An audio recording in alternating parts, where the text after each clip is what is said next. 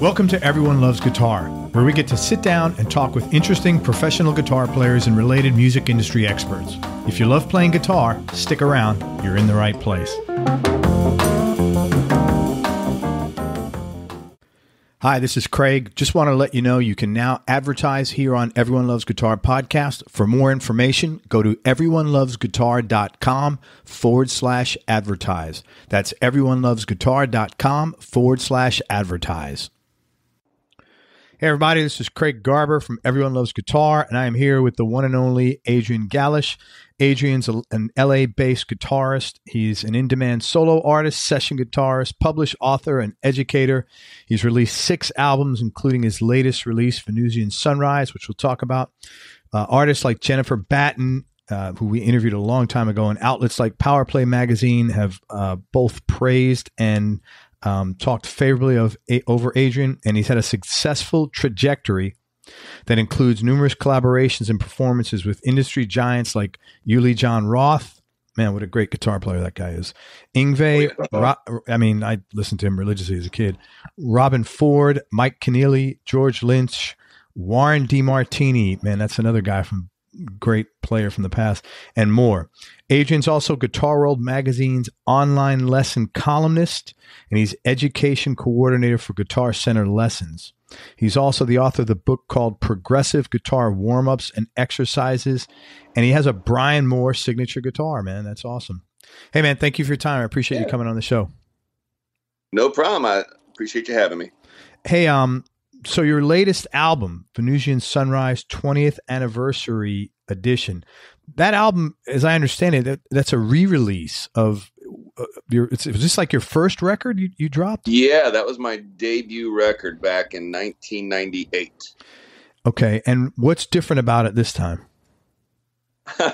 Well, put it this way. When I originally recorded that, I was about 21, 22, maybe 23 years old. And I recorded it in my parents' basement on a single Alesis 8-track ADAT. And, at the time, I was inspired by guys like Steve Vai with the Flexible album and the early Joe Satriani records where he had all these programmed drums. And I was like, man, I could do this, or I want to do it, And that was kind of my goal is to, I just graduated music school. I needed sort of like a calling card to get out there and do things. So I thought I'm going to record all these songs that I've been writing, and I'm going to do it myself. And at the time, limitations notwithstanding, the album turned out all right, and I released it, and the CD sold out, and kind of put me on the map as far as guitar circles goes, and let me, get to record my next few albums with the people I got to record those with. But over the years, looking back, I was, after you keep listening to it, it felt like demo quality to me as far as, over time, being able to record better records, better sounding records, my playing improving. And just, over time, I was like, it got hard to listen to that first record. Sure. From just a personal standpoint. So I decided to re-record it. And of course, I wanted to re-record it for years, but it didn't happen until this past year. And I just figured, after all this time, looking at the calendar, I was like, man, it's going to be 20 years already. I should probably just make this sort of a thing. And the biggest difference, is going to be the production. It just sounds better, fuller. There's live drums, everything about it, brings my 20 years of experience to the table. Okay, so you actually re-recorded these songs. This isn't like the original songs like touched up. From scratch. Oh, wow. Every single track, every keyboard part was replayed, every guitar, bass part, everything. I had to relearn a lot of what I did for songs that I haven't played in 20 years. Sure. And figure out what the hell chords are these, and parts that I haven't played, like the keyboard parts was the hardest part. Guitar, I was like, I know what I did back then because I play guitar every day, but my keyboard chops ain't what they used to be. And totally every song was recreated from scratch. Okay, so let me ask you this, because this may not make sense, this question now. I originally thought that was the original recordings and you just sort of like technologically modernized it. Did you play that good at 20? I mean, or I was like, holy shit, how the hell did this guy do this at 23? The CD I put out has both the original recording remastered, the new re-recorded versions, and a couple live bonus tracks. Now, there are things on the original recording that I go, man, my intonation or my timing was a little funny there. Or, maybe I was just trying too hard, trying to prove my technique and overplaying there. So the biggest difference is maturity, comes to the newer recordings. And back then, little things that probably didn't bug me as much back then that bug me now were sort of the problem. Now, that isn't to say there weren't parts on the original recordings where I was scratching my head going, what the hell did I do? I can't even play like that anymore. But that was me being a kid coming out of college where I was practicing, technique 8 hours a night or something. Okay. But it was really, the new one that I listened to, it was incredibly clean. So I don't know what was, that you said you can't play like that. It was a really clean record, man. It was tight. Well, the new stuff I can play like. Yeah, shit. Have you always been a fusion player? And what about this particular genre, turned you on the most? When I started playing, I began playing after hearing guys like Randy Rhoads and Eddie Van Halen, and like you mentioned, Uli Jon Roth. And then right around 7th and 8th grade, I had this really cool music teacher, this band director, who said, man, you should check out this album by Joe Satriani called Surfing with the Alien. And so I got that. And of course, if you've never heard music like that before, that'll just wreck your mind. Right. As a budding guitarist, to hear Satch Boogie and Surfing with the Alien, you're just like, what? And then after a while of that, he's like, well, if you dig that, there's this guy named Steve Vai, and there's an album called Flexible. Mind you, this is like 1987, 88, sure, when this was just going to happen. And then that blew my mind, So that was probably a big reason why I just started doing instrumental music. That and the fact that I just didn't see myself as a singer, but I liked the idea of composing melodies and doing it all, myself, and hearing those kinds of artists do instrumental music validated that was, something that could be done and was totally okay. Okay, cool. Yeah. Cause you could hear, I do hear Satriani's influence in there for sure. You can definitely. Oh yeah. That whole record would be Steve Vai, Joe Satriani, and that kind of playing. Yeah. So you're playing, besides guitar, you're also playing keys?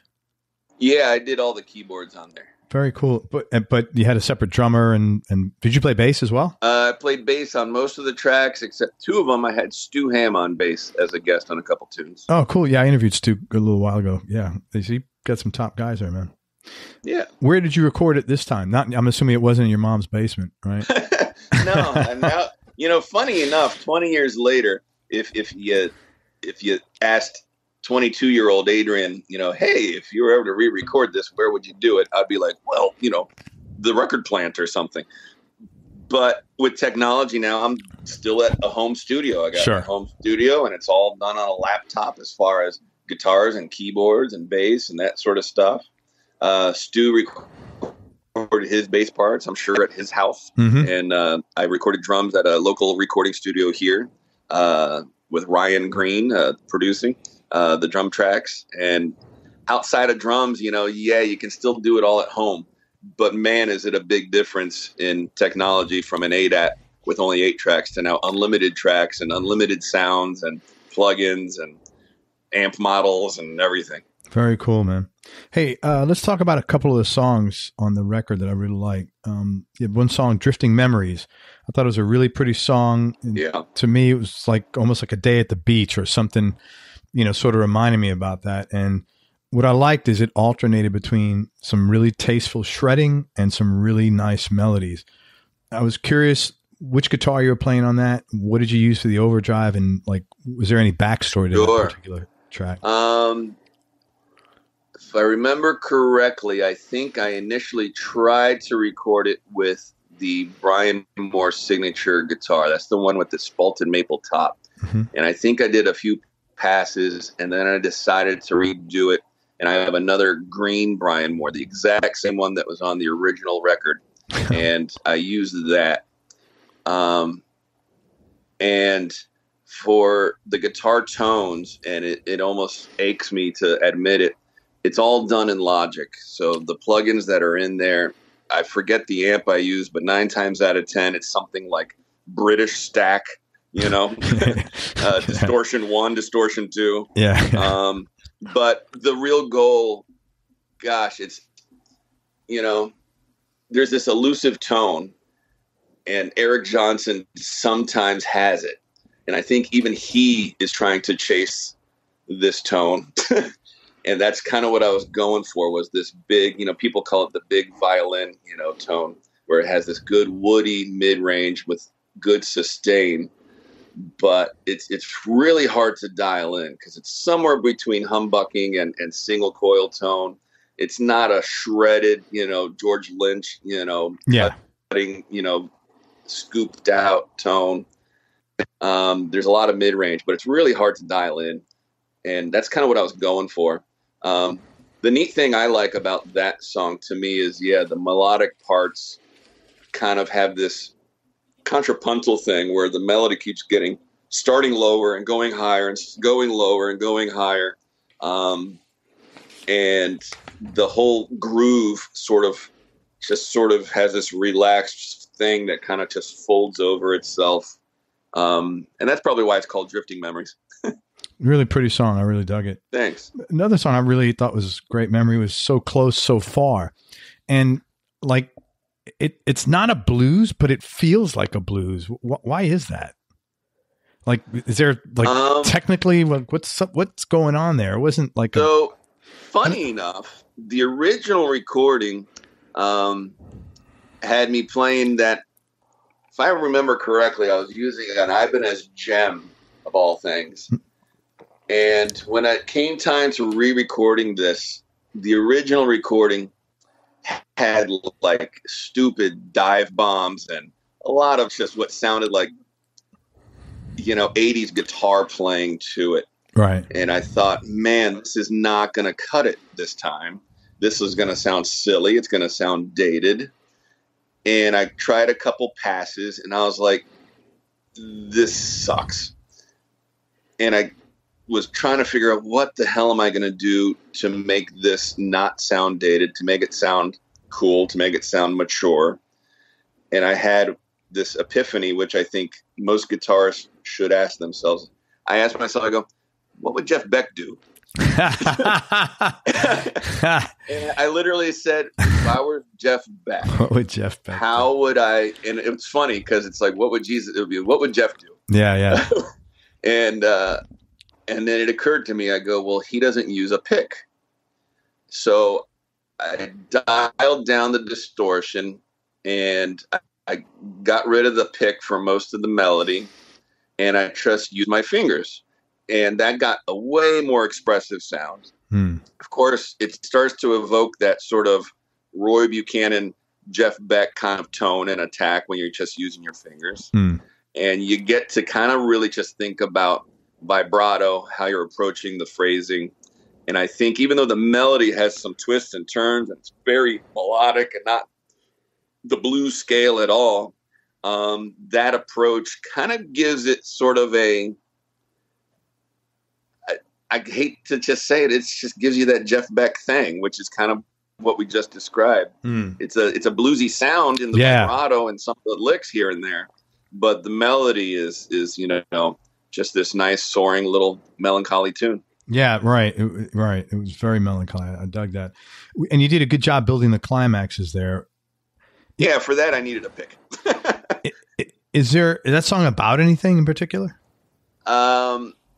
When you're 22, everything's about a girl. I'm sure it was about a girl that I liked. And I think I just it's bizarre. Back then, I used to think of, and this is probably what young people still do, I used to think of things like, hey, what color does this key make you think of?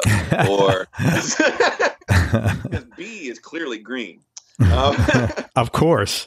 Or I would be like, if I had to kind of paint a mental musical picture or portrait of somebody, what would it sound like? I go, all right, well, her eyes are kind of, like this, and those are blue. Those are kind of, she has maybe kind of even an Orient kind of, look to her face. And it's just these bizarre things that I would come up with to try to paint a picture. I'm not sure how the melody came about, but yeah, it was about a girl. Yeah. It's funny how you do that when you're younger. Yeah. I haven't written a song about a girl in probably 20. It's probably since then.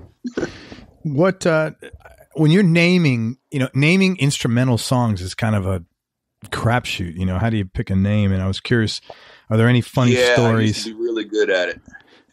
It's like how the hell you do it. Are there any funny stories about, like, usually sometimes guys have like, I ran into a store and someone said this and it was really bizarre. And so I called that song that. Do you have any funny stories about the names of the tracks? Some of them were easier than others. Venusian Sunrise to me was like this otherworldly birth or morning, meaning, the start of the day. Mm-hmm. And that's why it's kind of the intro overture to the album. Right. The last song, stupidly enough, I knew it was going to be the last song, and it was kind of sinister, so I called it In the End. So some things are pretty obvious. Yeah. Now, there's a couple acoustic songs where I thought, man, I'm really good at naming songs. One of them is called Lullaby on South Aiken Street. What's Aiken Street? Is that South Aiken Street in Pittsburgh? So I was in school in Pittsburgh. Okay. And dating this girl, and she ended up, falling asleep after dinner. And I had an acoustic guitar, and I came up with that melody right there, and it was literally a lullaby on South Aiken Street. That's so funny. The other one was Miss Fabina the Ballerina, which is, again, about another girl. Man, you wrote you shot your load on this one album, though, huh? Yeah, I did. Yeah, it was a lot of epic dating back in college, I guess. Epic dating. And she was literally, her name was Melissa Fabina, and her friends called her Missy, and she was a ballerina, and so it had this sort of ballerina like music box kind of tone to it. So I was like, God, Miss Fabina the Ballerina, what a perfect name for a song. There you go. Well, those are interesting song titles for sure. It gets harder and harder when you've been married for 10 years. To name instrumental. To keep name. Yeah, you better get into pets or something. Funny stories with pets. Hey, you've worked with some pretty cool people, and I was wondering if you could talk about maybe how you got the gig and a funny or cool or interesting story about working with each one of these people. And let's start with Uli Jon Roth. I mean, sure. What an amazing dude. So met him in 2006. Now you gotta remember that if you're an Uli Jon Roth fan, that he hadn't been in the United States on a tour since 1985. Well, was that with the Scorpions? No, that was him doing Beyond the Astral Skies tour. Right. And then he kind of just went away and started doing his thing out in Europe or whatever. But man, I was such a big fan. But with that amount of time, you can't even imagine what a guy like that is, especially before the internet was the internet. Anyways, in 2004, he does a solo tour, opening up for Michael Schenker. Funny enough, me and Warren DeMartini went to go see that. And because we're both huge Uli Jon Roth fans. And then about a year or two later, he decides to do in LA an event called Uli Jon Roth and Friends, 3 nights at UCLA, and he was going to have a bunch of different guests, and they were going to do a bunch of cover tunes, Scorpions tunes, original tunes, stuff like that. And about every other week, they kind of would release an announcement of all these different special guests. And after a while, I'm like, crap, I know half of these guys. I can't imagine they are all Uli Jon Roth fans like I am. I know I'm not Warren DeMartini or anything, but I'm going to email Uli Jon Roth via his website and ask him if he's got room for one more guitarist, that I would be, honored to share the stage. And I sent him some links to some tunes and my website, stuff like that. And lo and behold, like 2 days later, he responds saying, "Hey, I checked out your stuff. You sound great. Would love to have you." Wow. Yeah. That is so cool. That was my response. Yeah. Holy shit. That's so cool. It would be that easy.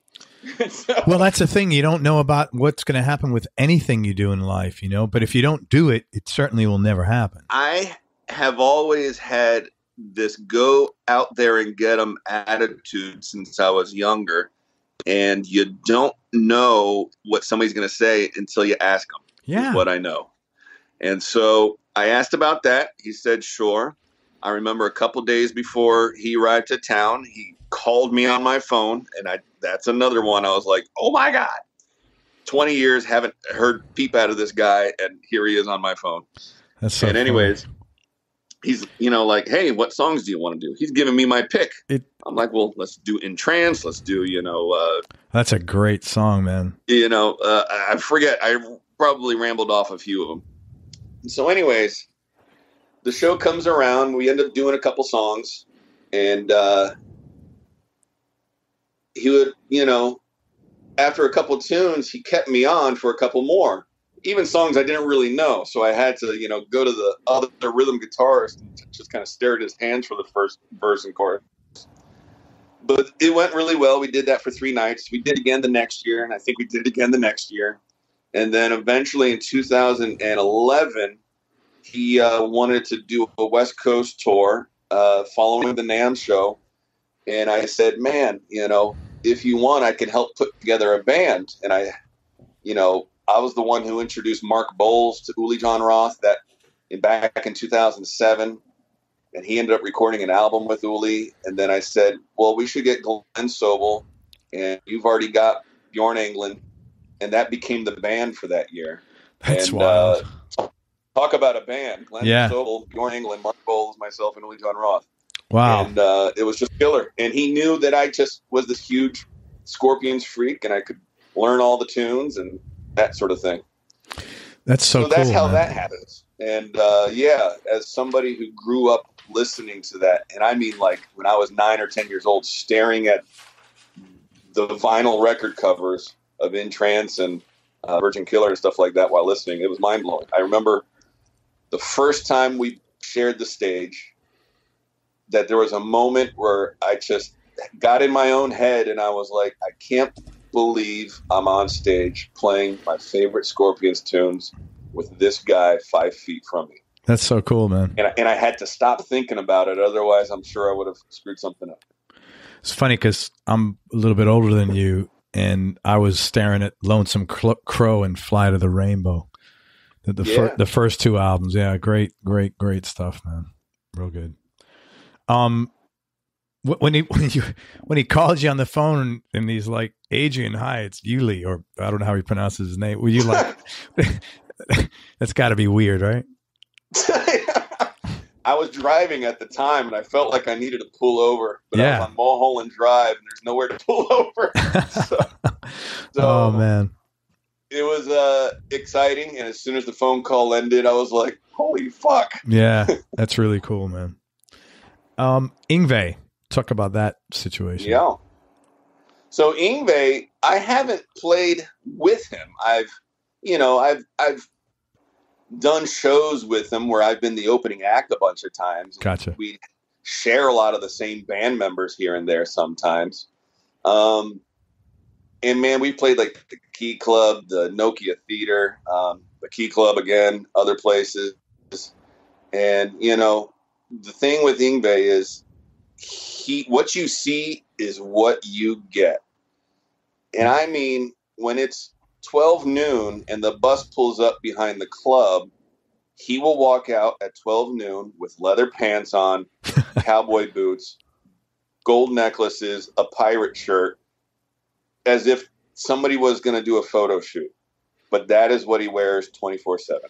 Like lounging around the house, you think he's like in his I think so. His gear? I don't think there is evidence of him wearing a pair of jeans ever.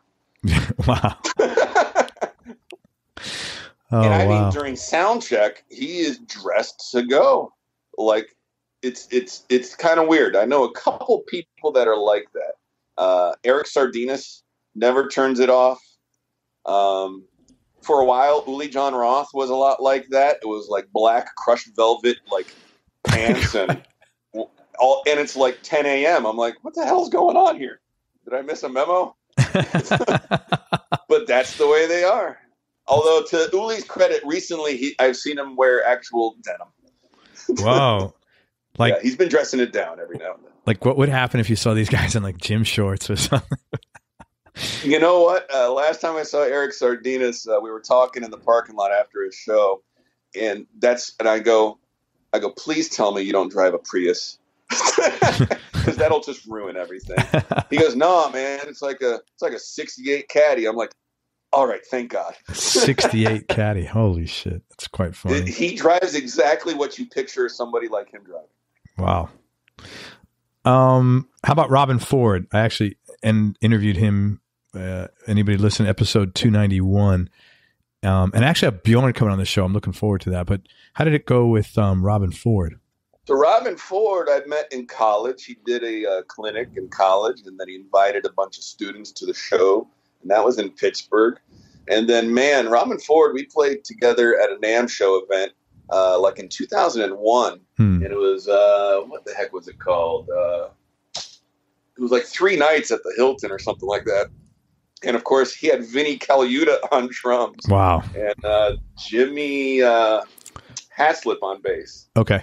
And so I believe we just jammed a couple tunes, but I played again right before him. He and his band played right before Living Color, of all things. Oh, wow. That's interesting. And it was a hell of a night. You know, half the time when I get to, play with other people, there's some reason. There's an event where it's either a NAMM show or a guitar masterclass or camp or something like that. And I think that was one of those times. As far as, me and him ever collaborating, it was never like that. But, I've been able to play with a lot of cool people in these situations where you're, kind of just all at the same event for some reason. Yeah, that's really cool. Hey, are you working on anything now you're excited about? The new record just came out literally a little over a month ago. So my studio needs sort of a little update. I don't know if you have a home studio, but Macintosh likes to do this thing where they update your operating system, which eventually makes whatever you're recording on obsolete. So now I need to update my DAW, which means I need to update my audio interface, which then means I have to update my MIDI controller. So before I start anything, that has to happen. Gotcha. But what I usually do after just about every record is up next, I'm going to be releasing the backing tracks for Venusian Sunrise. Okay. So inevitably, I have my mix engineer make me, backing tracks without lead guitars, so that when I end up doing clinics or in stores or guitar camps or whatever, that I've got some, tracks to play to. And then it dawned on me a few years ago that, man, I have like albums and albums worth of these tracks that I'm sure students out there would love to either, learn the song and play to them or just make up their own stuff and work out ideas over. So that'll be coming out probably in about a month or two. Very cool. I've always been kind of piecing together a new book, and it's going to be based on a lot of the lessons that I've been doing for Guitar World. And those lessons are usually workout based, meaning I've got like a pentatonic scale workout, a 3-note per string major scale workout, an arpeggio workout, and they're very musical, kind of sequential type of things that, get these scales under your fingers, but gets you to actually, develop a vocabulary and musical ideas with them in the context of, different keys and stuff like that. So I'm probably going to piece together that pretty soon as well. That's very cool. So you got a few things to look forward to. Yeah. Although updating your operating system is certainly not one of them. Yeah. Where are you originally from? You said Pittsburgh? I went to school in Pittsburgh, but I grew up living right outside of Washington, D.C. in Fairfax, Virginia. Oh, cool. What was your childhood like growing up? It was the suburbs, so we lived in, a house with half an acre. It would take you, a 40-minute bicycle ride just to leave the neighborhood. It was a very big neighborhood. Sure. So getting anywhere usually meant you had to drive somewhere, unlike Los Angeles. Grade school, high school. In high school, I was in the high school jazz band playing guitar. I took guitar lessons since I was 12 years old. So a lot of what I did was, music related, and I kind of met and hung out with all the other music geeks at the time. And other than that, I moved to LA in 99, so I was probably about 25 at the time. What made you move there? A few years after college, I did play around town, but there wasn't much to do. It's not a live music scene there at all. What prompted you to move to LA? Oh, I just wanted to do music for real, and I knew it wasn't going to happen in Fairfax, Virginia. Why not like either Nashville or New York or Austin? I did visit those ideas. I had gone to Nashville a few times. My impression at the time was, man, this is very country. Yeah. And where's the beach? Gotcha. New York was just going to be way too expensive. Yeah. And I also considered Miami. I did end up interviewing for a job at Gloria Estefan's studio down there after I graduated college. But it just didn't seem like a music mecca outside of the Estefans. Yeah, it's not. And I did visit LA a couple of times just to kind of come out, see it, go to the NAMM show, kind of see what things were about. And what I saw, was probably a false impression. You visit LA during NAMM, well, you get this idea that, the streets are just teeming with rock stars. Yeah. And to a certain extent, they kind of are, but not like that. But I was like, man, I got to come here. This is where everybody that I like to play and listen to is living. And I already knew some people that lived out here too. So I knew that once I got here, I could, have some friends and tag along to stuff. One of the coolest things, people I'm sure you've interviewed him before, Carl Verheyen. Yeah, I've got him. I'm interviewing him in a couple of weeks, actually. Funny. Oh, very cool. I knew him before I moved out here. And one of the nicest guys you will find out is Carl. Yeah. And when I moved out here, I told him I moved out here. And I would be like, hey, can I tag along with you on some of your studio gigs just to see what it's like? And he's like, sure. And he gave me 2 addresses of 2 studios in one day. One of them was him doing a session for Toyota. We Make It Easy on You commercials. Very cool. And another one was at like Neil Diamond's studio, cutting some tracks for Neil Diamond or something like that. And, he was that cool. And everywhere we went, he introduced me to the composers, the engineers, everybody. I kind of sat quiet like a fly on the wall, just checking it all out. And anytime I've ever had questions or anything, he's always been helpful. But there was a few people like that out here that could, get me on my feet. That's really cool. How did you know Carl, from back home or something? We had done some guitar workshops together. We were both guest clinicians at a guitar camp. That's very cool. We ended up jamming together one of those. That's great. Yeah, I'm looking forward to having him on the show, actually. So what you've been at this a while. What are some of the bigger obstacles that you've had to overcome throughout this journey, either music related, business, personal? There's a bunch, I would say that coming from the suburbs, from parents who, had real jobs and that sort of thing, I've been used to a certain amount of, income security. Sure. I've always had to work. I've always had a job. And when I moved out here, I, temped, and then I ended up working at SWR Bass Amp Company and then a couple other music companies. And I figured that was my way to get, 40 hours a week of income to pay my rent and still be around music. And then in the evenings and weekends, I would try to do my own music and pursue that. Sure. The obstacle is, man, I probably really shouldn't have ever taken these office jobs, music related or not. I probably should have been eating hot dogs off of paper plates in my 20s and really putting, my nose to the grindstone, meaning playing as much as possible, doing as many gigs, meeting more people, right. Spending my days practicing my ass off and doing that sort of thing. So I think it was me hoping to, me just wanting the security. But when I see some other artists who have really gone on to do some wonderful things and get those dream gigs we all, think about, those are the ones that were, probably roughing it for a good few years. But they ended up getting a gig that built upon getting a better gig and a better gig, and it kind of grew like that. So luckily for the last 8 or 9 years, I've been doing music full time again. That's great. So you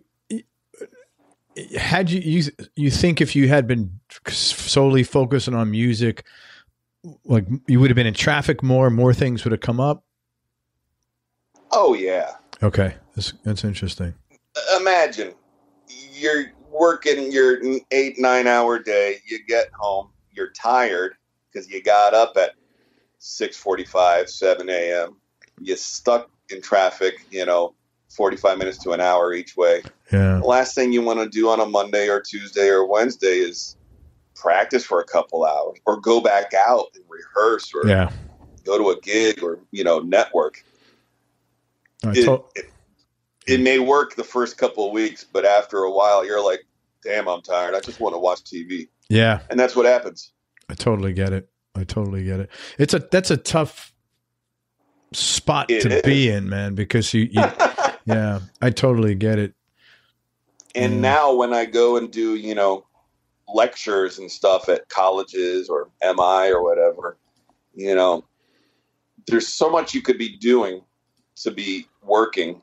There's so many hats you can be wearing as a musician to kind of get all that money together.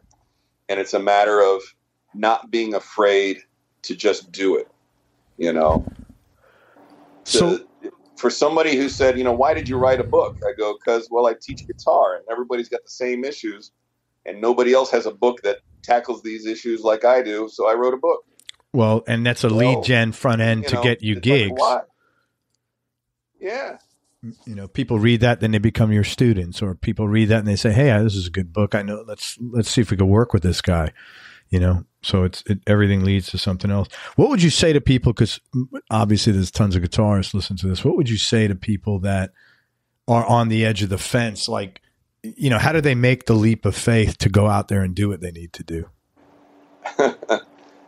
That's the thing. You can't be afraid. I wasn't afraid to email Uli Jon Roth. I wasn't afraid. Even back in college, I was already starting to write guitar method books. And nobody, ever told me no, I couldn't. So the thought never crossed my mind that I shouldn't. Yeah. When I was in college, as a freshman in Pittsburgh, I saw these signs, and they were for these guitar lessons with Reb Beach from Yngwie. Oh, wow. And this is when Yngwie just ended. This is like 1993. And he was at home, with nothing to do. But right. He convinced the school that I was at to let him teach some guitar lessons. And then he was going to give a clinic at the school. And I'm like, well, heck, I'm going to take a lesson with Reb Beach. Paid him the money, took an hour-long lesson. But while I was there, I let him listen to a song I had recorded because I wanted his feedback. And, stupid old me thought he would love it. And he, this is a good story. You're going to like this. He said, Adrian, this song this isn't that good. And of course, my smile turned to, a frown. And he goes, well, I go, what do you mean? He goes, well, the phrasing's kind of boring. And the groove is kind of the same thing over and over again. And the melody sounds like da-da-da-da-da-da-da-da-da-da. And what it should sound like is maybe more syncopation and, more excitement. And it's as if he was speaking alien to me. And I went home being all disappointed. And then maybe a day or two later, picked myself up by my bootstraps. And I called him and I go, you know what? I know what you're saying. I listened to some of your tracks and then I compared what I heard you playing to what I'm playing. And yeah, what you play is way more exciting to listen to than what I'm now hearing. I didn't have a very objective way of listening to my own songs at the time. Yeah. And there is no other 19-year-old around that I know that did what I did next. I said, Reb, I'm going to do a demo, but I'd like you to produce it. Would you produce my demo, and how much would it cost? And he threw out a number. I talked to my parents. I knew I had some cash in the bank, and I told them what I wanted to do. They're like, well, it's your money. If you feel like this guy, is going to be a feather in your cap, go for it. And I agreed to do it. And I ended up working over at his apartment, or not his apartment, his townhouse in Pittsburgh, on and off, for weeks. And I watched him help me make a 3-song demo. And I learned a ton from it. I learned how he was, his thought process for arranging songs, how to come up with parts that kind of glue different parts together. His drum programming is really great. And he played bass on these demos. And he coached me through tracking the guitars and the solos, and told me what's a cool take. And, hey, man, this doesn't sound exciting enough. Get into it. And did the whole thing. And it was a big lesson for me. But if you didn't ask to begin with, I wouldn't have learned any of that. I wouldn't have gone down that road, and I wouldn't have had that feather in my cap at the age of 19 working with, a guy who was getting gold and platinum records. Yeah. Wow, that's really cool. If you're really into it, you can't be this shy wallflower. Granted, when it comes to networking, you need to be able to offer people something, whether it's money or a reference or referral to other work, gigs, in exchange for maybe the favor being returned later on. But you got to put yourself out there. Don't take no for an answer. Just because somebody says, man, you can't do that. Why would you do that? Are you crazy? Right. Well, the answer is yes, I can, and I will. And this is how this business works. Yeah, it's funny. I read something today. Somebody messaged me on Instagram, and I looked at their ID, and they had something there I thought was really cool. It's kind of the moral of the story. It said, if something means enough to you, you'll figure out how to do it. And if it doesn't, you'll just figure out an excuse why you shouldn't do it. Exactly. Yeah, I like that. Yeah, I thought that was pretty cool. It was very cool. So, man, that's a good story. Thanks. So, are you still in touch with Reb? It gets harder and harder the older you get, though, to be like that. Depends how hungry you are. I guess so, Depends how hungry you are. Yeah, and how... Well, our goals change as we get older. Life changes as we get older, and we adjust. And, it's not like I am not still looking for that awesome arena gig, but I know that I'm pretty darn happy with the guitar in my hands no matter what. Sure. I had an interview recently, and the player said he had a really valuable, well, he didn't know. He told me a story when he was younger. He met a guy who was a jazz teacher at Berkeley, and he was also given private lessons. And he explained to him as a young player, you don't have to be Jimmy Page. You're not likely to be Jimmy Page, but there's like so many different things you could do to make money. And so he had that in his mind at a young age. He was like, he knew he wasn't going to be Jimmy Page. And I said, I've interviewed over 300 players. And I said, you don't realize what a gift that was to you, because most players they're not clued into that early on. And when they find out that they're not going to be Jimmy Page, it's a big letdown. It's disappointing. Whereas you knew early on, hey, I don't have to be Jimmy Page, which probably took a lot of stress off you, and you gave you a healthier, and probably more positive outlook about being a musician in general. Everything when I was younger was attractive about the music business, meaning I thought going into a studio and being a session guy was crazy exciting. I thought performing was awesome. I thought the idea of going out on tour with, an awesome artist was awesome. I thought going to the local Irish pub and seeing two guys sing drinking songs was awesome. I thought teaching guitar was awesome. Everything about it was pretty much a cool idea to me. So there wasn't too much negative about it. Now, when I was younger, one of the tough things is not knowing who you're going to be or what you are going to sound like, not having an identity on the instrument. Yeah. You know, in college, I could tell that I was copying a lot of stuff I was doing from the people I was listening to. And even on that first record, it was evident that, hey, this guy was listening to Steve Vai and Joe Satriani, I bet. Yeah. And you just have to have confidence that you will end up not being able to sound like anybody but yourself in due time. And to me, that was sort of my biggest thing back then. I was like, God, I don't want to sound like who I'm sounding like. I want to sound like myself. How do I do that? Well, shit, Adrian, you were still learning. Yeah. You know, of course you don't sound like yourself yet. I give you credit, though, for putting out that first album. Even though it does sound like Satriani and Vai, I would imagine the lessons you learned, not only the confidence, not to mention the confidence you gained from doing that, were tremendous. It was really, I mean, the whole project was a work of, man, can I make an album? And can I do it in my parents' basement with the gear that I have? Right. Can I hire a company to design the CDs? And can I actually get the CDs in all the local stores? You could buy that first CD back in 1998 at the 2 different Tower Records, the Sam Goody at the mall, and about 5 other record stores around town. I was everywhere, and they were selling. And I would have to go and replenish. It was kind of weird. That's great. You can't do that anymore. But there was never somebody who said, you can't do that. You need a distributor. Right. I go, I can consign CDs everywhere. All I got to do is talk to the manager and sign a sheet of paper. Absolutely. That's cool, man. I think that's really good. We didn't talk about your session work, but can you talk about 1 or 2 cool sessions that you did? It's funny. I can. And I got this question recently from another interview. And the sessions I do aren't nearly as cool as people think. A lot of it is jingles and TV shows where the composer needs some guitar. And it's literally done in about an hour. Gotcha. And if something about Nabisco crackers or a Home Depot commercial is exciting, it isn't.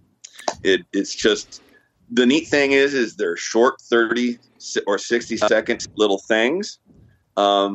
I'll say sometimes, the challenges with these is maybe a composer gives you a chord chart or specific things to play, and they don't play guitar, and what they've written just ain't really a guitar part. Gotcha. You got to explain to them that, and they don't take no for an answer. You're like, Christ, I got to be able to play them. Yeah. So those are the tough things.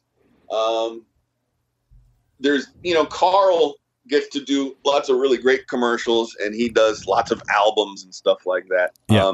I haven't been called to do somebody else's record in a long time, mostly because, man, there's just a million guitarists out there with laptops. It just isn't what it used to be. Oh, totally. Yeah. And anywhere, even in Nashville, as much as it used to be. Yeah. Hey, as a teacher, I just wanted to ask you a teaching question. Sure. What would you advise other players to focus on in their practicing that they tend to skip over that they really shouldn't be skipping over? Wow. The stuff that isn't fun at first is probably what needs to be done the most, and that's just proper technique. My lessons involve me saying, lower your thumb, lower your thumb, over and over again, or something. Or, you got to hold more of the pick, or at least hang on to the guitar so that you're not missing the strings. But the simplest of finger and picking exercises, warm-ups, things that just kind of get them coordinated and strong, people tend to gloss over because, it isn't making music. It's just nonsensical, exercises. Everybody wants to dive into the song.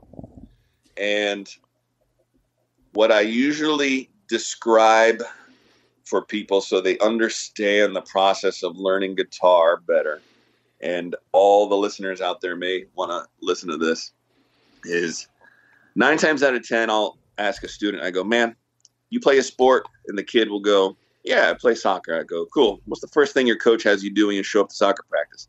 Oh, we run around the field like 3 or 4 times. And then what? Jumping jacks, maybe some sit-ups and push-ups. And I'm like, you mean to tell me your coach wants you to get strong and fast so that you can compete and that you stretch so that you don't get injured?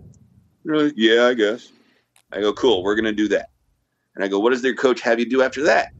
He goes, well, he usually breaks us up into groups. And some of us practice dribbling the ball up and down the field and then passing the ball to the other teammates and get better at that. And then sometimes we just practice, kicking the ball into the goal so that we can aim and get it into the goal.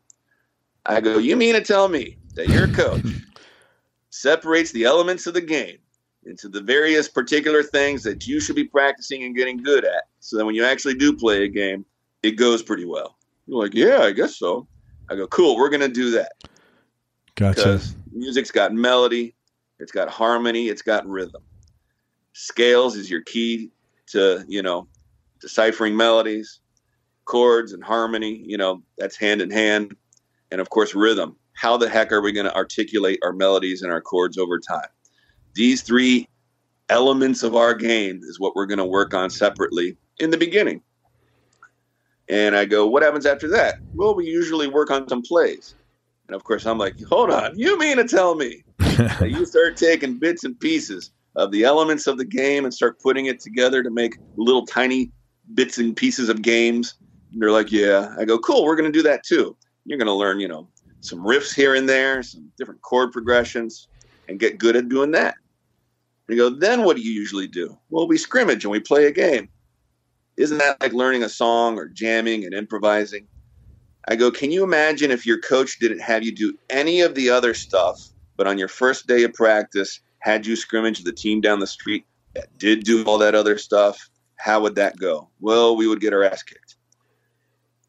Gotcha. You just have to have some patience. Things go in a certain order for a certain reason, and this could include learning how to ride a bicycle, drive a car, woodworking, the whole kit and caboodle. Any craft you ever wanted to learn operates with the same premise.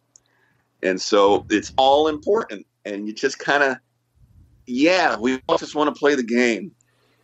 But you're going to be so much better at the game if you do these other things as well. Yeah. It's a great answer, man. Thank you. Hey, so what's your go-to guitar right now, and what other 2 guitars would round out your top 3? Yeah. All right. Yeah, there's definitely a solid 3 that I'm always playing. Recently, as of, the last maybe 2.5, 3 months, I got a Sir Modern satin finish one. They did a little custom job on that for me and put a whole bunch of gold hardware on it instead of the chrome hardware. And I really like that a lot.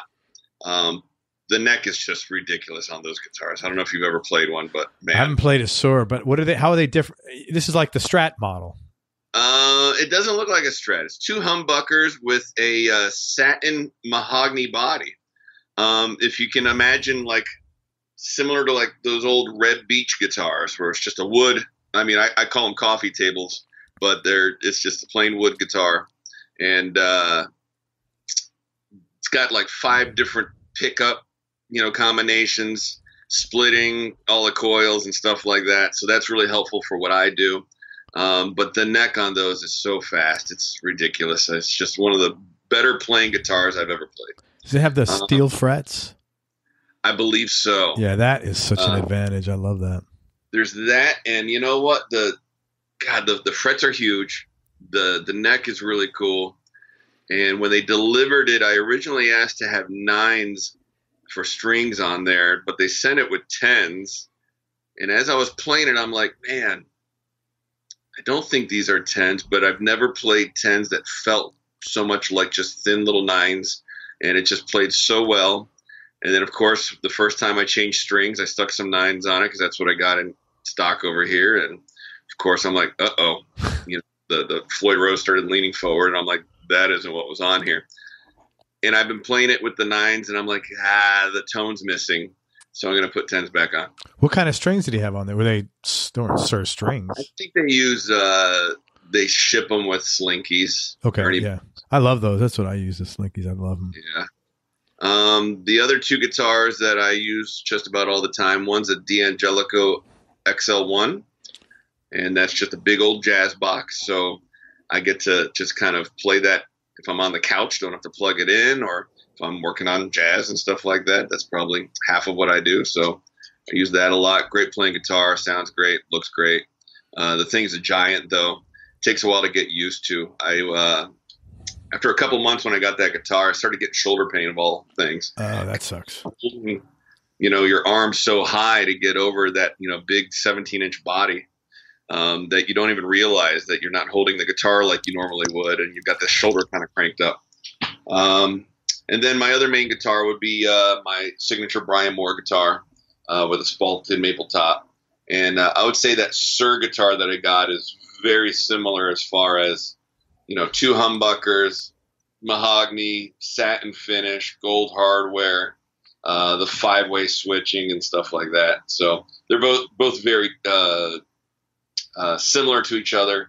The Brian Moore I've had since 2001, and I've played it so much that I kind of just felt like I need something that, I don't know. I'm not going to say I'm retiring the guitar, but it probably shouldn't be going out as much as it goes out, because it's just showing its age now. It's got worn out frets, and the neck and everything's kind of just sort of been beat up.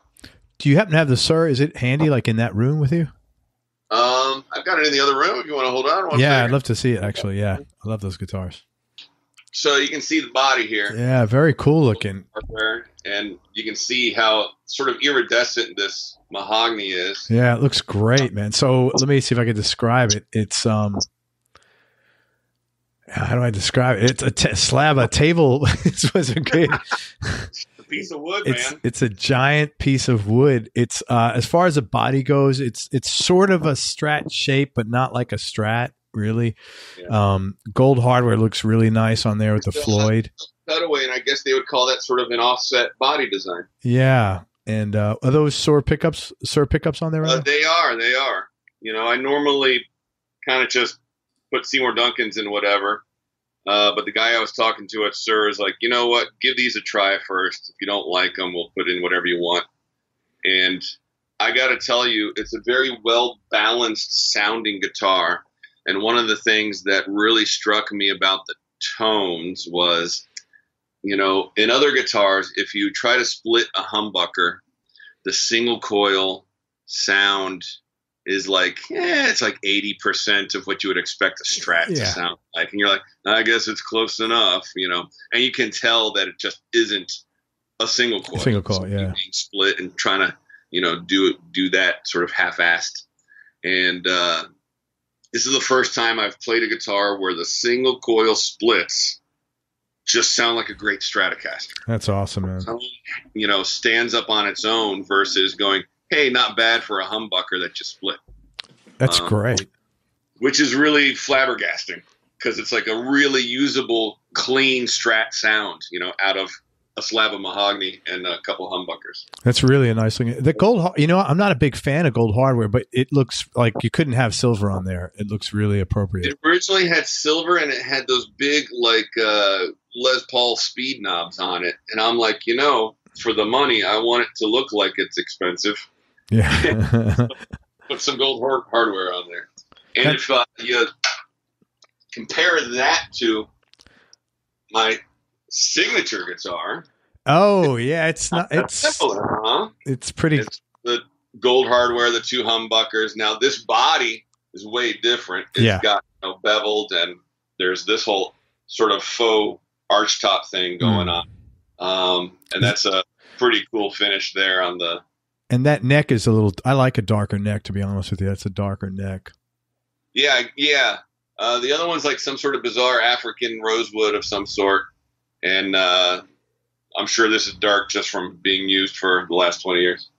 Wow, that's amazing. That's great, man. Very cool. Well, enjoy it. Oh, yeah. It sounds like you're having fun with it. Are there any players that, influence your playing that people would be surprised to hear?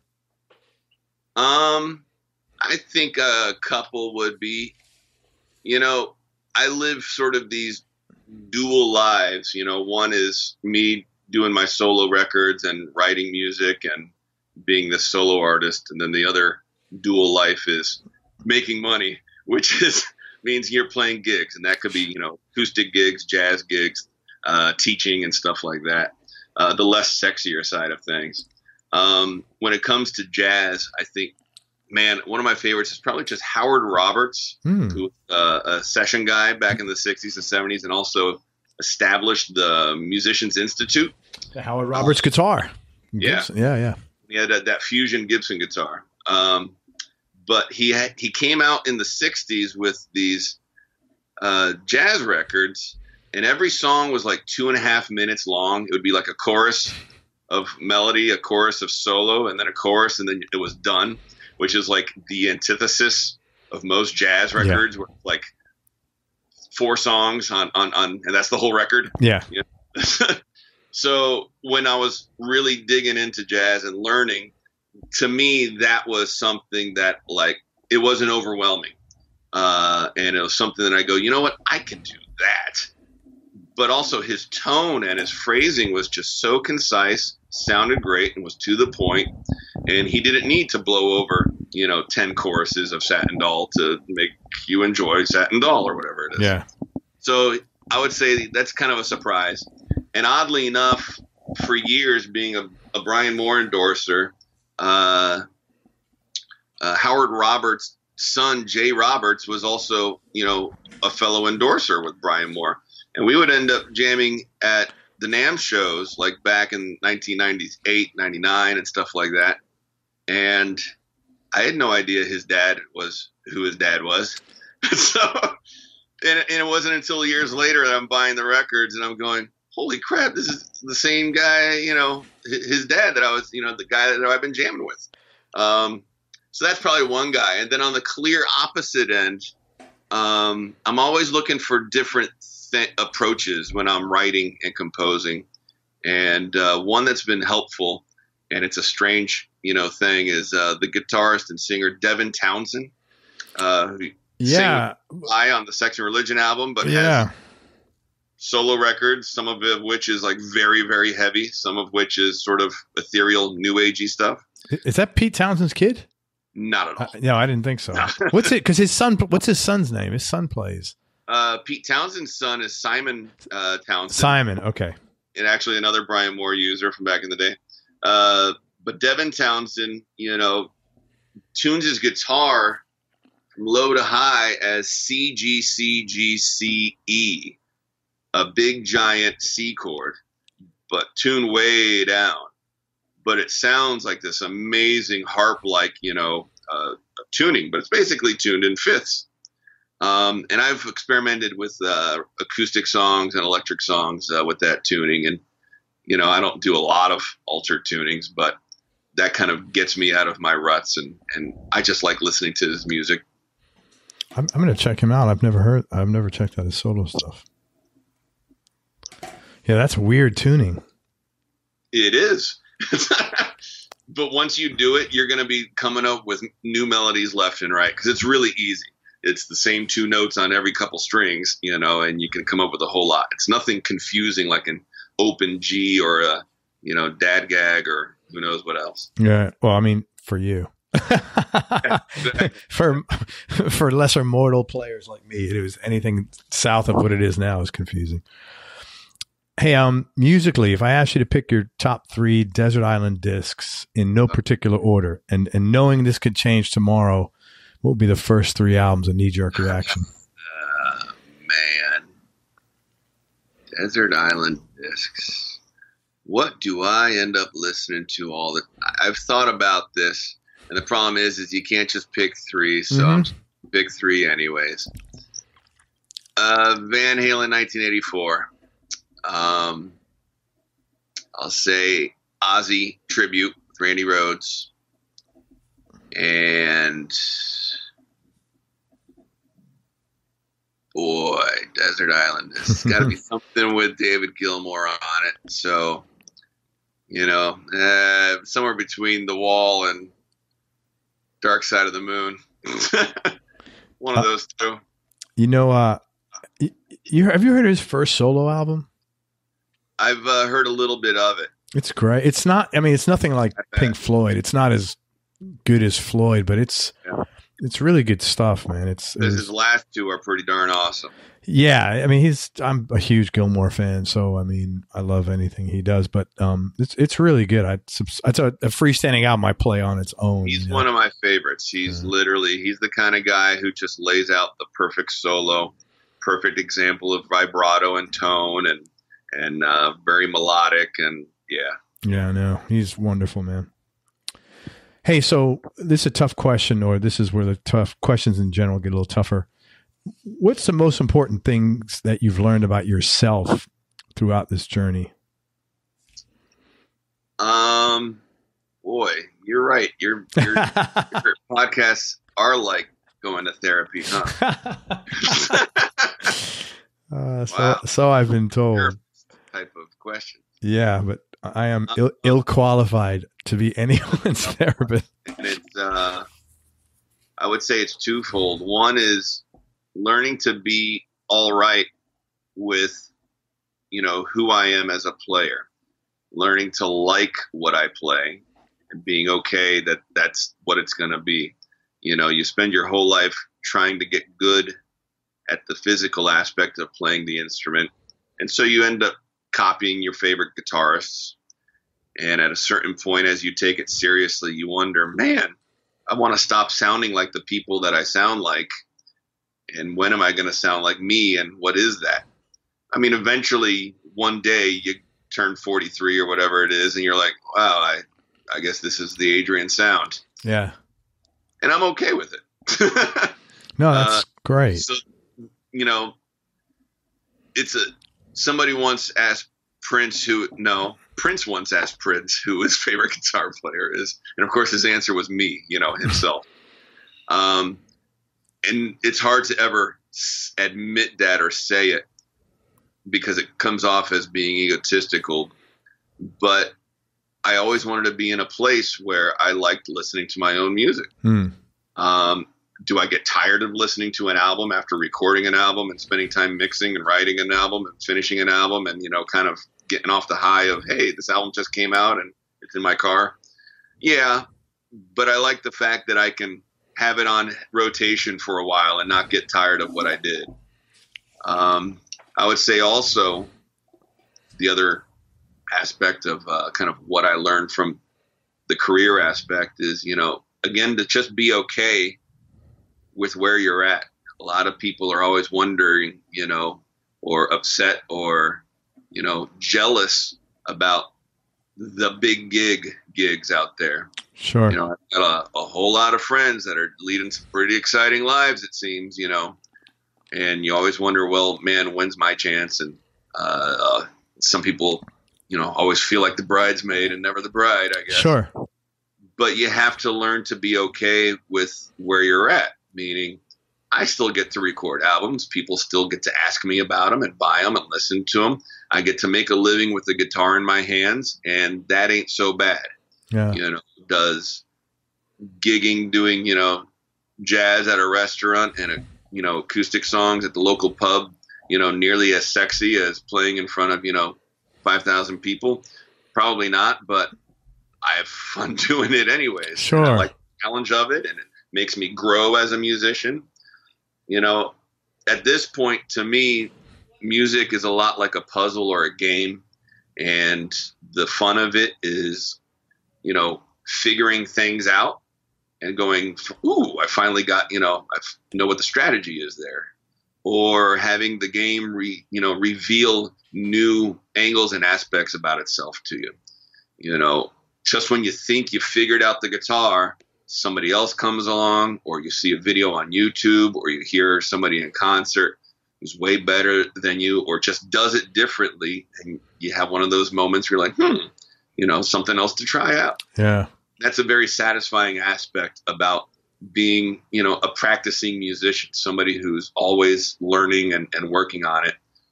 To me, that's fun. I used to feel like I got in ruts, and now I can't even imagine how or why anybody could fall into a rut with their practicing, with the sheer amount of materials out there, media out there, lesson materials out there, people just playing all around town or whatever. There was no shortage of things to be learning and trying out on the instrument. And to me, that's a pretty satisfying aspect about it. Man, that's awesome. I appreciate you being so straightforward. Question for you. When you got to the point where you're okay with where you're at and where you're comfortable with who you are as a player, did you feel a lot less stress? Yeah. I would say my first 3 records was me trying to achieve something in my head and probably at the end of the day going, hey, not bad, but still, man, nah, we're at the 15-yard line here still. We're at the 10-yard line here still. And it wasn't until, I can pinpoint it, my 4th album, Tone Poet, came out, where I was like, it's finally happened, finally came together. It was a lot of work and a lot of hours, and it was a lot of tedious stuff in the studio, but I came up with what I considered sort of my magnum opus. And when I finally put it out there, response was like really great. And it was the first record to, finally get me featured in Guitar Player magazine, and things were starting to really happen. And it's kind of one of those things where, in life and in the career and the exposure that you want to get, sometimes as an artist, you're just not ready. And when things start happening, you'll know it when you're ready. You'll know when you're ready to be in a guitar magazine when the guitar magazine responds to your phone calls versus ignoring you or whatever it is. Like, who's this schmuck? Yeah. But instead they're like, oh yeah, we checked you out, and yeah, you're doing a lot of great stuff, and the new album sounds awesome, and of course we're going to cover you. I'm like, what? So it was then where I was like, you know what? I've got tunes, I've got playing that I'm really happy with. I've got songs and parts that challenged me as a player, and I finally got it to the 100-yard line, and it looks good. It sounds good. The playing on it's good. I hired the right people to do the right jobs on it. And I felt like that album, like as an artist, I had arrived. And after that, I felt like, I think I can kind of do anything now. Not like superhero-ish, yeah. But I meant like, well, my next record, I'm going to do a blues record. Or it opens up your creative, your creativity to kind of pursue other things when you feel like you finally kind of got you down. What you always wanted to achieve in the previous 3 instrumental records or whatever it is. And then you finally come up with the one is the one. Well, now that's sort of like a weight off your shoulder. You finally did it. It sounds cool. I think I can now start trying out other things. That's awesome. Or even what I did now, which is, revisit my first record and redo wow, that's it. A monster. Just for fun. That's not an easy, that's a fucking monster record. But it was scratching an itch, really, at that point. Anybody else might have said, you might want to continue coming out with new material. Yeah, I've been doing new material, and I will, but there was this itch that needed to be scratched with that. So, and I felt like, you know what, I can do it now. I already proved myself. Yeah. I totally get that, man. Thank you for sharing. That was great. This is another tough question. What do you like most about yourself? Oh, God. I don't know. That's a tough one, man. It's the rugged good looks, Kate Grohl-esque physique. What do I like? I had one. Do you know Adam Zimmern? No. He's out in California. I think he's in LA. He plays with Ziggy Marley, and he goes, how can I answer that question? I have so much self-loathing. He's like a typical artist. It was quite funny. And he was kidding, sort of, but, it was just funny. I'll try to answer your question, but along the lines of what he said is, musicians suffer from such, problems. I don't know about self-loathing, but there's a lot of self-doubt. Sure. And I was once doing a guitar master class, or where was this? This is in Pittsburgh a couple of years ago. And at the very end of the class, like kids were kind of leaving. I was maybe selling and signing some CDs, and the kid who was asking the most questions on the way out still had one more question. And he goes, "Hey, I got one more question." I go, "Yeah, man, fire away." He goes, with all the stuff that you mentioned and all the work that goes into it and, how tough the business is, do you ever feel like, I go, and he's trying to get the right words out. I go, "Are you asking me if I ever feel like I have, just crippling levels of self, Yeah. And I go, "Of course, all the time. Every goddamn musician out there has the exact same feelings, Can I do it? Will I do it?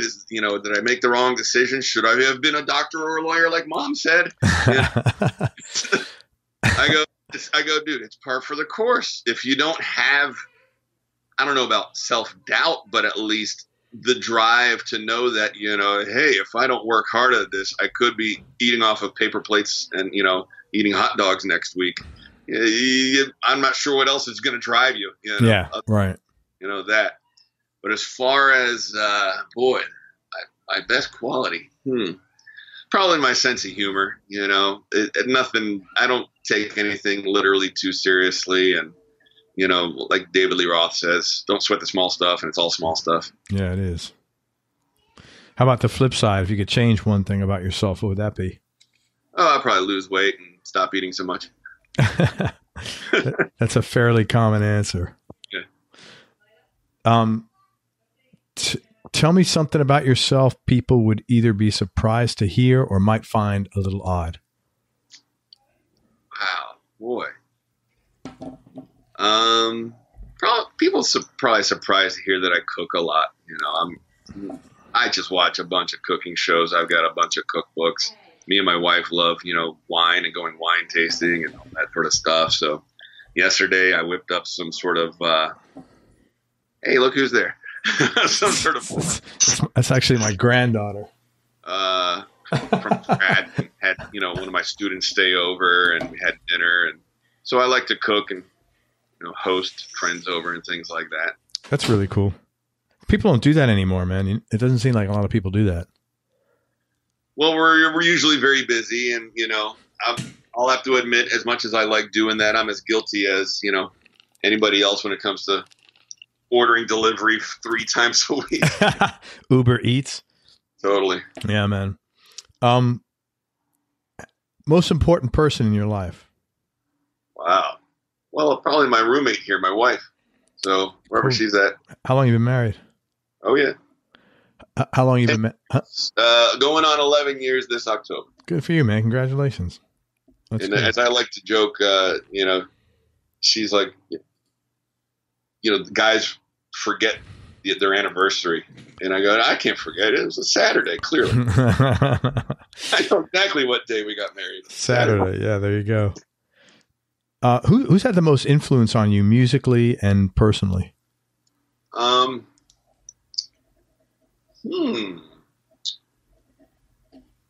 me see. There's been a bunch. As far as having the most, I would say one of the most long-lasting things, and I think I alluded to this before, was when I was 19 working with Reb Beach. Yeah, about the... I only did it maybe at the time emotionally scar me a little bit to have somebody, tell me that my playing wasn't very good and my music wasn't very good, but then to go ahead and turn around and help me, produce a demo and learn so much in so little time working on 2 or 3 songs. And whenever I'm tracking to this day, I keep remembering literally his voice saying, does this sound, your solo sounds like da da da da da da da da. He goes, and that's not exciting. That's great. No, that is so cool though.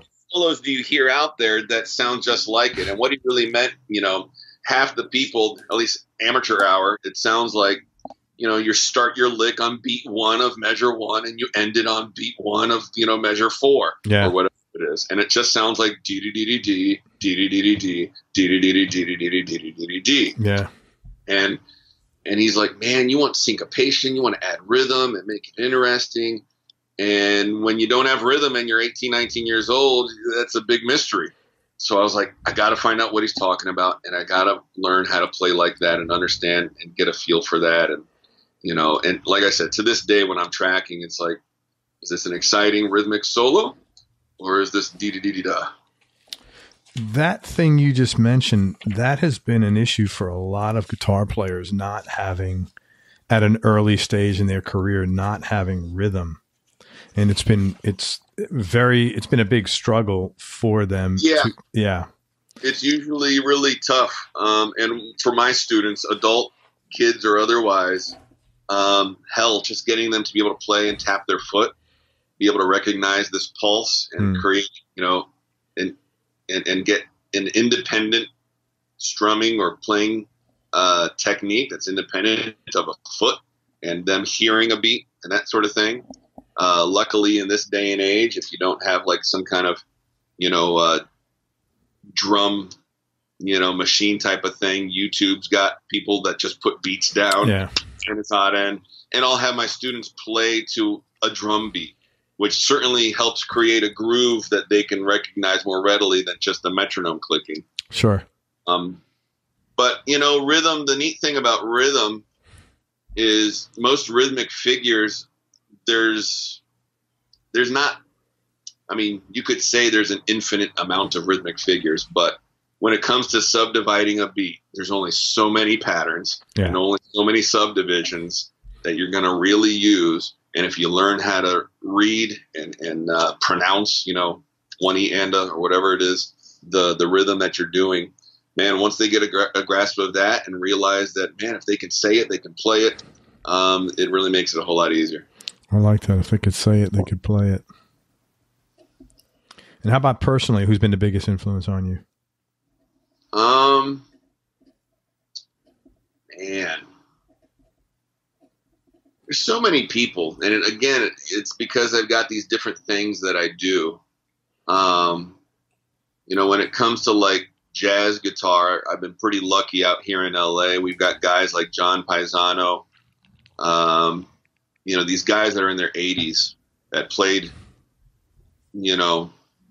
with all the big cats from back in the 50s and 60s and 70s. Ron Anthony and Barry Zweig are these two guys that I get to jam with pretty often.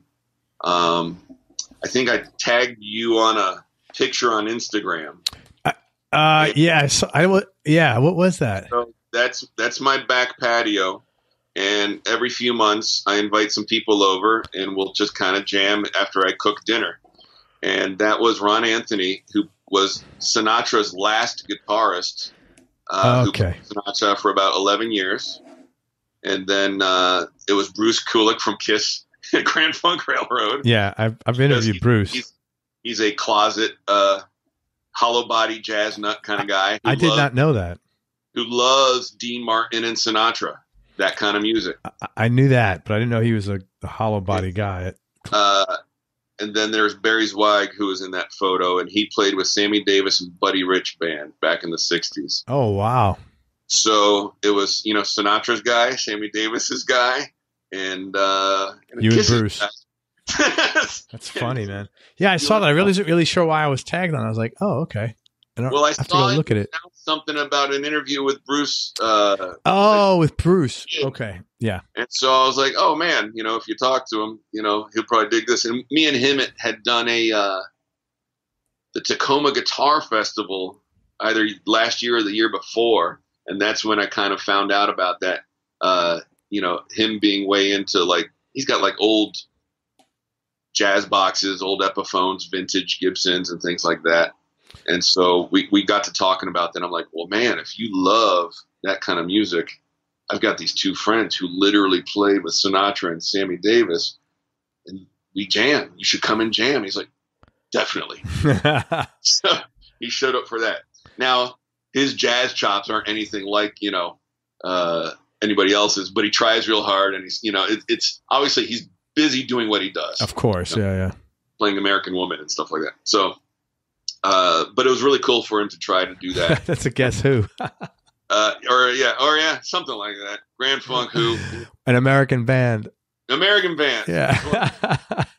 But his wife, Lisa, is her name, likes to sing jazz. So you'll see on his YouTube page sometimes they'll do duets and stuff like that. Okay. I've not seen that. I know he likes, there's a big, do you know a guy named Bill Lanero? Yeah. Bill's a huge Frank Sinatra guy. Like he dresses in cufflinks that from that era, or that there were Sinatras he bought. Bill, he's a great player, and really good player. Does the strap blocks that I use. Correct. And one of the most amazing, wish I would have thought of it, is so easy and stupid products I've ever seen in my entire life. Yeah, yeah. Most important thing your dad taught you? Wow. God, this is therapy. Honestly, I just never think of these things, but I probably should. Talk about unconditional love. I mean, here's a guy who had to put up with, me. And I'm sure I was a pain in the butt sometimes.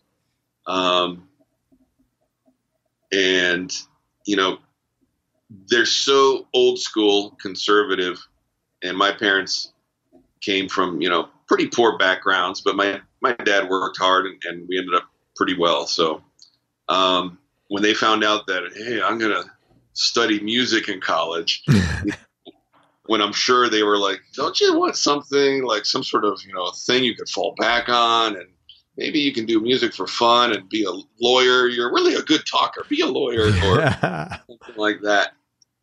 And I was just like, I can't imagine doing anything else, and lo and behold, I had I paid this much of my tuition, and my dad paid that bigger much. So I really appreciate that.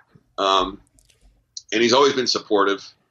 When I do these new records, sometimes I'll do like a crowdfunding thing, and he's always chipping in some money and stuff like that. And that's nice, man. What he does, and he still does my taxes, Yeah. I do my kids' taxes. That's quite funny. I guess that's the thing. Well, he retired from the Department of Defense. He was a longtime military guy who retired from the Army like in 1979 or 1980. Oh, wow. To Washington, D.C., and then he worked for the Department of Defense for a very long time, doing who knows what. And then he retired a bunch, 15 years ago or something like that. And then just to kind of make money here and there, he would work for H&R Block. So that's cool, man. He's got a good work ethic. That's great. That's the most common thing people have asked me. A common question I get from players is, what do you find the common things that good guitar players have? And that is probably a dad that did taxes. Yes, a dad that did taxes and retired from the military. No, a dad, supportive parents. I would say, like, honestly, probably 95%. And even the ones where mom was an alcoholic and dad left, the fact that they were both supportive for the most part, that's a very common trait. And I guess there's no way to do it without it. Well, yeah, I guess. Yeah. You can pursue music without your folks' support. Yeah, I don't know. Yeah, I guess so. But that's a very, very, very common thing. And it's nice to see that. Nice to hear that. He helped me. We drove from Virginia to L.A. back in 1999. Wow. He drove the moving van. I drove my car. We did a cross-country trip over the course of like 7 days together. That was awesome. That's so great. Yeah, that's cool, man. Very cool. How about your mom? What's the most important thing she taught you? Oh, man. Probably to be polite, and she was... You can't swear around her. She'll get upset still. Okay. And you know what it's like to have moms. Even though you're 43, you still act like you're 12 when you're at their house. And but again, very conservative, religious, and she taught me to behave. It's funny you say that about your kids being around the house. My oldest is 28, and then I have 26 and 18. And when my older one comes over, I see the joy in his face, like going through the cabinets and just like eating stuff and just doing the same thing he did when he was a kid. It's nice as a parent to see that, that they're so relaxed and, that you can give them that. So it's kind of cool. Yeah. And my parents still live in our childhood home. So when I go home and visit, I go and sleep in my bedroom. Oh my God. That's so funny. They redid the whole look of it. But it took out the baseball cards. That's where it used to be, though. I kind of know my way around still. That's wild. That's cool, man. Anything you're still interested in learning to do? Let's say outside of music. Oh man. I gotta admit, music takes up a whole crap load of my time. I have done really casual painting, like acrylic and that kind of stuff. And so I've done, oddly enough, painting guitars, not the instrument itself, but on camera. And have actually even sold about 3 of them. Oh, dude, so you must be pretty good. And what's odd is I found out that I'm pretty good at it, but I'm good at painting guitars. Everything else, if you ask me to paint an apple or a bottle of wine or some other usual thing, I'm like, I can't do. That's so funny, though. That's great. But I can do some painting, and I think what I like most about it is the fact that there's no pressure. Yeah. I could screw up. It could look like crap, and I don't have to explain it to anybody. Not like writing and recording an album where I've got, some high expectations out of myself. It's a creative way to relax and just kind of, make something and just go, there it is. Let me do another one. Yeah, that is. Hobbies like that are important, man. That's what. See, for you guys, your guitar is your vocation. For me, I play guitar. That's how I feel about guitar. It's so relaxing. It's no stress for me at all. Usually I'm the same way. And even though I'll spend, a day teaching guitar or recording or working on, whatever project, I never feel like, man, I can't spare it. I'm not going to spend another half hour, not practice. I don't mind it. I'll just go and play some more guitar, even after the work guitar part is done. That's great, man. 3 more questions. Toughest decision you ever had to make or hardest thing you ever had to do? Toughest decision I ever had to make. Not sure if I remember, because people out there listening may not know that we've split this interview in half. Right. Did I mention taking the day job? Yeah, I did. Yeah. And so I worked at an office out of music, Yeah, you said that was it was tough for you because you had always because I regret doing it and not spending more time. The real tough part was ripping off the Band-Aid and giving my 2 weeks notice and just leaving the security of a job, not knowing what the hell I was going to do a couple weeks later. Granted, I was teaching some guitar, and I had students at a facility here in LA, but it wasn't full-time work by any stretch of the imagination. So, but I remember, man, the day after, even the drive home from my last day of work there, it was off my shoulders. It felt great. It was really hard to just go for it and do it and make the decision to do it and leave that security behind. But I'm glad I did it. Good for you, man. Do you remember the best advice you've been given and who gave it to you?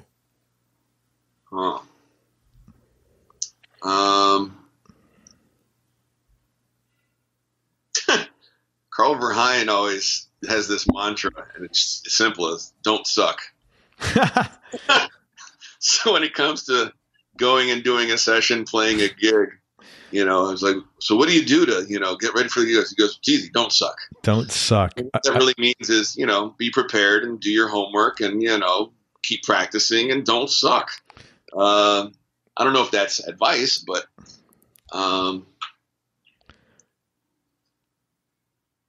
I'm trying to remember.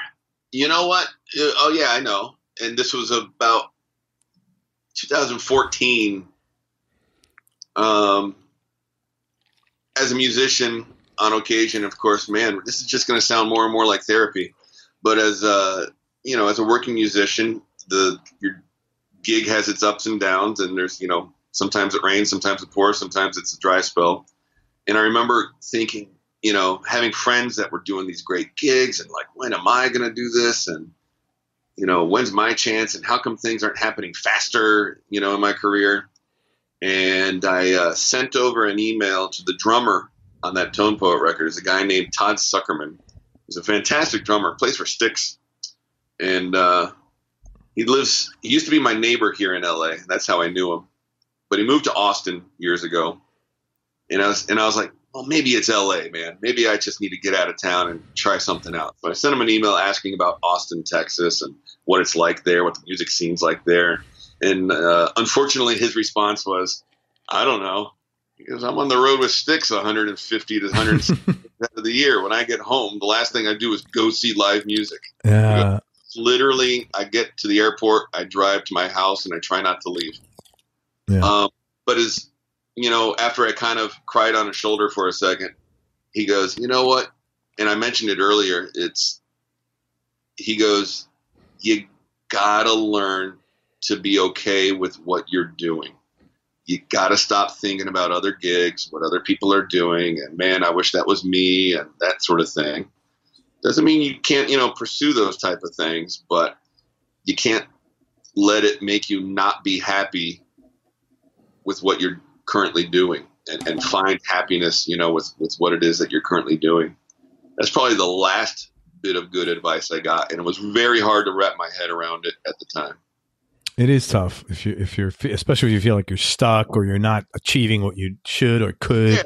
Yeah, you move to LA at the age of 25. There's a trajectory you're taking, and luckily I knew a lot, some people, and met a lot of people, and was releasing records and gigging and getting some, slowly but surely some press coverage and stuff. But before you know it, you're 40 and you're like, what's going on? Yeah. Now or never. But luckily there's a bunch of great players that their careers don't take off until their mid 30s and 40s either. There's guys like Marco Mendoza and Carl Verheyen who, these guys are in their 50s and 60s and, doing good. I told you I got Carl coming on the show, right? Yeah. Another guy from out there, older guy, Don Peake. Do you know him? I don't. He was like played on like Ray Charles. He's quite a bit older. He's been on a lot of older records. Last question, dude. Biggest change in your personality over the last 10 years, and how much of this has been deliberate and how much is a part of aging? Good God. What? No. What strings do you use? No, there's plenty of guitar shows that talk about that, man. No, but seriously, you know what? Like, I know I don't want to ask those questions. Like, what am I going to do with that information? What is anybody going to do with that information? I was always the same way. I mean, in college, Eric Johnson was coming to our school, and I was the one who arranged for him to arrive and get there because I was running a guitar club at our school. And, at the time I was like, guys, don't be stupid. Just don't ask them what gauge strings, just keep your questions. I mean, this is Eric freaking Johnson. And then some guy goes, I want to know what kind of strings he uses. His tone's awesome. I want to know exactly what. I'm like, oh yeah, I guess so.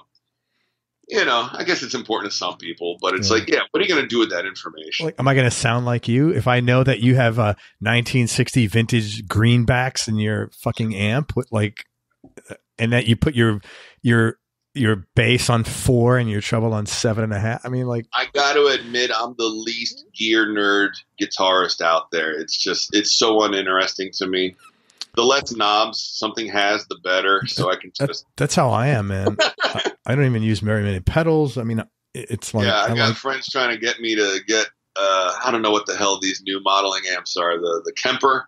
Yeah. Where apparently it steals your soul or something like Kemper does to American Indians. You plug it into your amp and it steals your amp soul or something. I don't know. But I'm like, dude, it looks like a medical device. It doesn't even look like an amplifier. It looks like an EKG machine. Now, I will tell you, guys that are like constantly on the road, they have really enjoyed that because it's so easy. Keep telling me about it. Yeah, it's really easy. What was the question again? The question was biggest change in your personality over the last 10 years, and how much of this has been deliberate and intentional, how much just a part of aging? There's probably two things that I've noticed changing. I've always think I've been quick-witted, and early on it probably reared its head as just being borderline obnoxious. At least it was witty, so I have that in my defense. So I'm probably not as over-the-top obnoxious and joking as I used to be. I try to make my jokes way smarter these days. So you're just like more considerate of you're thinking about the other person that you're talking to, probably, as opposed to just just going off the top of your head, shouting crap out of my mouth just to get a reaction. Yeah, which is probably what I used to do a lot. And then I would probably also say that in the beginning of my career and just in the pursuit of music, I hate to admit it, but as you get older, your energy levels are different. Yeah. Same reason I'm not at the gym every day like I used to be. Mm-hmm. But there's probably that as a difference, meaning, I used to go out every other night, see live music and network and hang out and do the whole Hollywood hang thing all the time. I would say because one, I wasn't working as a musician like I wanted to. And that was what I thought was going to lead to meeting people and getting gigs. And it did. But these days, there isn't a day that goes by where I'm not doing some sort of guitar work for money. So yeah. I don't feel like I need to go out every night and do the networking hang. I'm sure if I did, though, I don't know, that would probably be better. Yeah. I just, how it is. Yeah, sure. Totally. It's 9 o'clock on a Wednesday and you're not out of the house yet. Well, you can pretty much kiss that. You're not leaving the couch. You don't have kids, right? I don't. Okay. Yeah. That's if you have that, I could imagine that would be really tough on a musician. Well, cool, man. Listen, I cannot thank you enough for your time, for being so real and keeping things straight. And let me tell people where they could find you. It's Adrian Galysh. I'll spell his name. It's Adrian, Adrian, Galysh, Galysh. And you can check him out on his website at adriangalysh.com. His new record, which is awesome, it's called Venusian Sunrise. I love that name. There's a kind of where did I see this is like maybe just being a guy. I think of like these hot women in like Venusian outfits with big boobs. There had to be a movie with like the Venusians or something. No, should have had you make the album cover. No, I have no graphical talent at all. Venusian Sunrise, something like that. Anyway, it's a great album. If you like really good playing. Really well done album, well engineered, well mastered, and the playing on it is really cool. And you can find that on Adrian's website. And you can also find that on Spotify, I think, correct? Yeah. And all the major places. And that's it. Are your gigs on your website? Yeah, they can see all my gigs. The links to anything and everything is all on the website. Very cool, man. Do you want to promote any social media? Yeah, you can find me on Instagram, Twitter, and Facebook. If you just do facebook.com/Adrian Galysh or twitter.com/Adrian Galysh or Instagram, the usual. I hear you. Well, man, thank you very much for everything. I really appreciate your time. And I hope people check out your record and check out your music. Thanks. I appreciate it. Everybody, thank you so much for listening. I hope you enjoyed this interview as much as I did. Thanks so much to Adrian Galysh for spending time with us. Please check him out online and go to his gigs and support him, especially if you're in the California area. Make sure you get California area like it's a mile long, especially if you're in the LA area. Yeah.